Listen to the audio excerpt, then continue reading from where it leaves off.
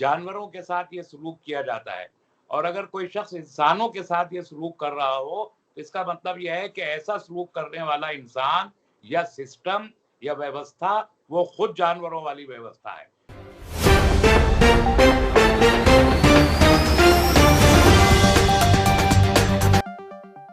पल पल न्यूज से मैं हूं आपके साथ नदीम अकरम। जहां देश में वैश्विक महामारी लोगों के परिवारों को तबाह कर रही है, पर केंद्र सरकार की राजनीति समझ से परे है और उस पर भी जो उत्तर प्रदेश की सरकार है किस तरीके से पैंडेमिक एक्ट से लड़ेगी, इसके बारे में कोई सोच नहीं किया जा रहा है, ना ही विचार किसी से किया जा रहा है। पर इस बीच सिद्दीक कप्पन को लेकर के जिस तरीके की खबरें उत्तर प्रदेश से सामने आ रही हैं, वो हर किसी को हैरान कर रही हैं और ट्विटर पर ट्रेंड किया जा रहा है कि रिलीज सिद्दीक कप्पन। और इसी पर हमसे बात करने के लिए एसडीपीआई के सेक्रेटरी डॉक्टर तस्लीम रहमानी साहब और केरल के मल्लापुरम से लोकसभा उम्मीदवार भी हैं, मैं उनसे जानना चाहूंगा सर, जिस तरीके की सिद्दीक कप्पन को लेकर के खबरें सामने आ रही हैं उसे किस तरीके से देखा जाए। एक तो कोविड पॉजिटिव है सिद्दीक कप्पन, हॉस्पिटल के बेड पर हाथ पैर बांध करके उन्हें रखा जा रहा है, आतंकियों से ज्यादा बुरा व्यवहार। आखिरकार ये सच्चाई दिखाना इतना बड़ा जुल्म है योगी सरकार के राज में। देखिए, जो खबरें उत्तर प्रदेश से मौसूल हुई हैं उनमें ये बताया गया है कि सिद्दीक कप्पन साहब को कोविड पॉजिटिव हुआ है। उसके बाद उन्हें अस्पताल ले जाया गया, तो अस्पताल में जब दाखिल किया गया तो उनको एक बेड पे गालिबन फोल्डिंग बेड पे डाल के और उस बेड पे उनको जंजीरों से जकड़ दिया गया। तो ये जो बिहेवियर है ये एक गैर इंसानी बिहेवियर है। जानवरों के साथ ये सलूक किया जाता है और अगर कोई शख्स इंसानों के साथ ये सलूक कर रहा हो तो इसका मतलब यह है कि ऐसा सलूक करने वाला इंसान या सिस्टम या व्यवस्था वो खुद जानवरों वाली व्यवस्था है। उनकी बीवी ने, सिद्दीक कप्पन साहब की बीवी ने खुद हाई कोर्ट से ये अपील की है कि उनको प्रॉपर ट्रीटमेंट दिया जाए ह्यूमन वे में। ये ह्यूमन राइट्स का भी वायलेशन है और ये मेडिकल एथिक्स का भी वायलेशन है और ये इंसानी अक़दार का वायलेशन तो है ही है। तो हर तरह से जेल मैनुअल का भी ये वायलेशन है। जो एस्टैब्लिश्ड जेल मैनुअल है इंडिया का, उसका तो हर तरीके से ये एक कानून का वायलेशन है, कानून शिकनी है, गैर कानूनी हरकत है, मुजरिमाना अमल है जो उत्तर प्रदेश की सरकार अंजाम दे रही है। जितनी इसकी निंदा की जाए उतना कम है, इसलिए ट्विटर पे ट्रेंड चल रहा है, मैंने भी ट्वीट किया है और बहुत सारे लोग हिंदुस्तान भर में ट्वीट कर रहे हैं कि इंसानों जैसा सलूक सिद्दीक कप्पन के साथ भी किया जाए, उनको इलाज की सख्त जरूरत है, एक मरीज की तरह से उन्हें बिहेव किया जाए, एक कैदी की तरह उन्हें बिहेव न किया जाए। ये बात सब लोगों ने कही है।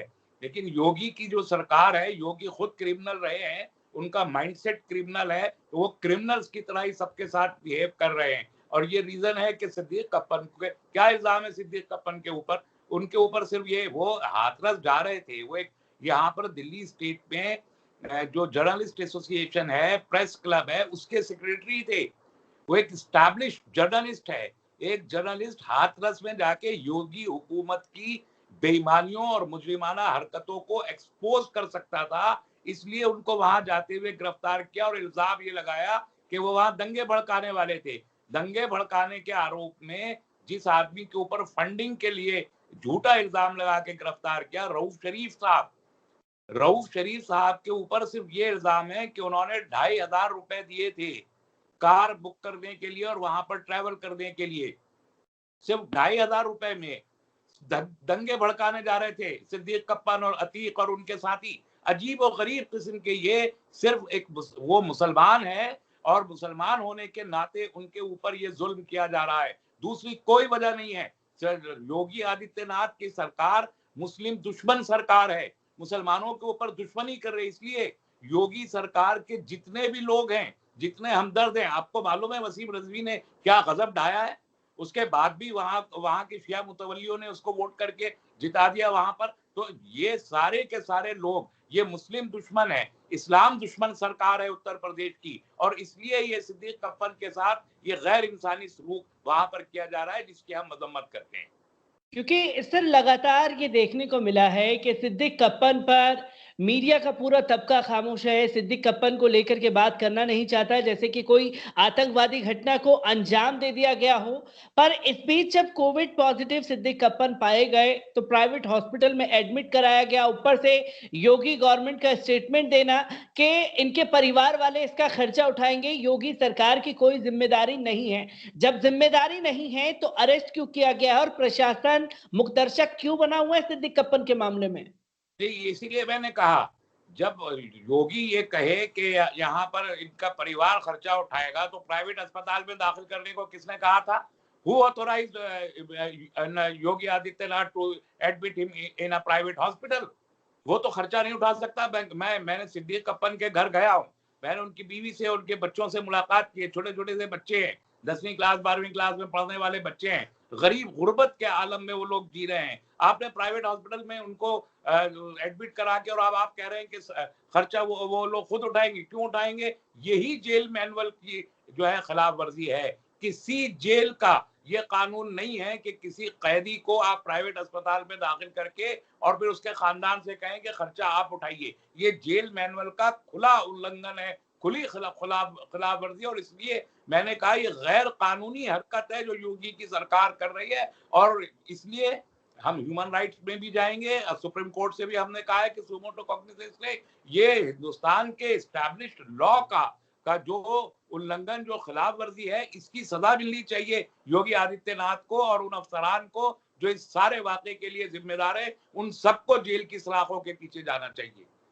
क्योंकि सर ये भी खबरें लगातार सामने आ रही हैं कि जब ये पैंडेमिक एक्ट देश भर में फैल रहा है, उत्तर प्रदेश सरकार पूरी तरीके से विफल साबित हो रही है। मुख्तार अंसारी भी कोरोना पॉजिटिव पाए गए हैं, सिद्दीक कप्पन भी कोरोना पॉजिटिव है। अगर दिल्ली की बात की जाए तो उमर खालिद भी कोरोना पॉजिटिव है और उनके परिवार वालों की भी यही मांग है कि पूरी तरीके से जो मेडिसिन दी जानी चाहिए वो मेडिसिन नहीं दी जा रही है। तो किस तरीके से देखते हैं, क्या ये उन जिंदगियों के साथ खिलवाड़ नहीं है जो जेलों में बंद कर दिए गए हैं?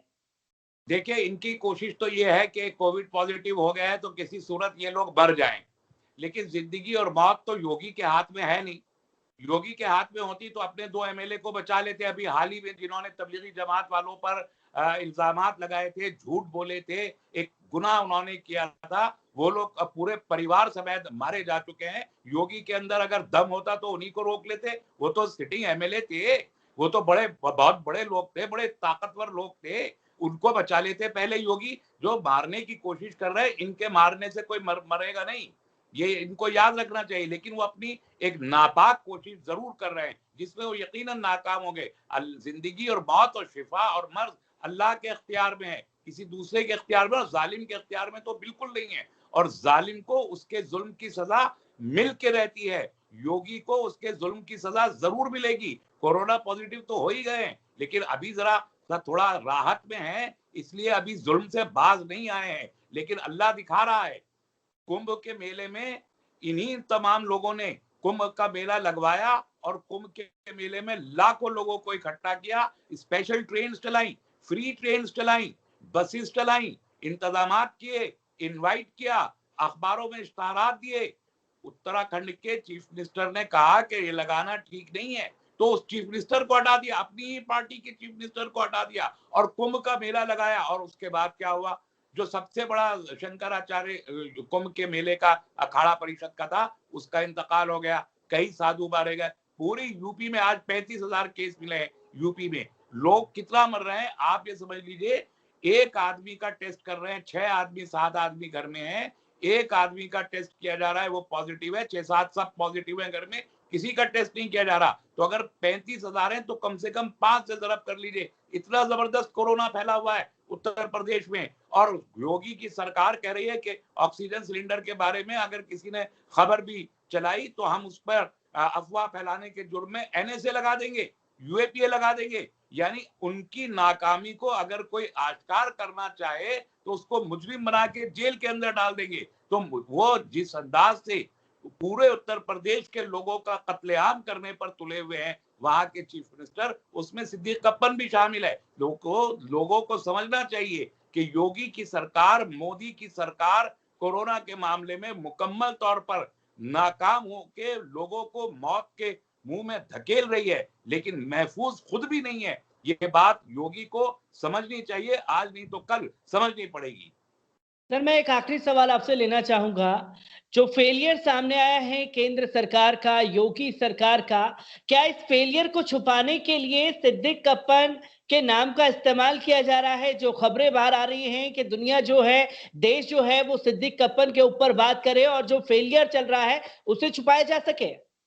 नहीं, सिद्दीक अप्पन के बारे में तो कोई बात भी नहीं कर रहा। अगर ज्यादा बात सिद्दीक अप्पन के बारे में मीडिया के अंदर होगी तो जो जुल्म है योगी का और जो गैर कानूनी हरकत वो योगी की सरकार कर रही है वो भी एक्सपोज होगी। साथ में इन ह्यूमन राइट्स की जो ऑर्गेनाइजेशन है वो एक्टिव हो जाएंगी और इंटरनेशनल ह्यूमन राइट्स भी उसमें इन्वॉल्व हो जाएगा। इसलिए मीडिया में सिद्दीक अप्पन पे तो बात नहीं करेंगे, लेकिन खामोशी के साथ सिद्दीक अप्पन के ऊपर जुल्म जरूर करते रहेंगे। उसको इलाज की जो फैसिलिटी है वो फैसिलिटी डिनाई करते रहेंगे। उसको इतने महंगे प्राइवेट हॉस्पिटल्स में दाखिल करेंगे कि उसकी फैमिली उसे अफोर्ड न कर सके। तो इस तरीके के जो छुपे हुए जुल्म है वो योगी की सरकार कर रही है और वही करेगी। इसे मीडिया में वो एक्सपोज नहीं करेंगे। वो एक्सपोज करने का काम तो हमारा और आपका है कि हम इंसाफ कायम करने के लिए एक जुल्म को एक्सपोज करें और जालिम को एक्सपोज करके उसे बताएं कि तुम जुल्म कर रहे हो और उसके जुल्म से उसको रोकने की कोशिश करें। ये हमारी जिम्मेदारी है और वो हम अदा कर रहे हैं।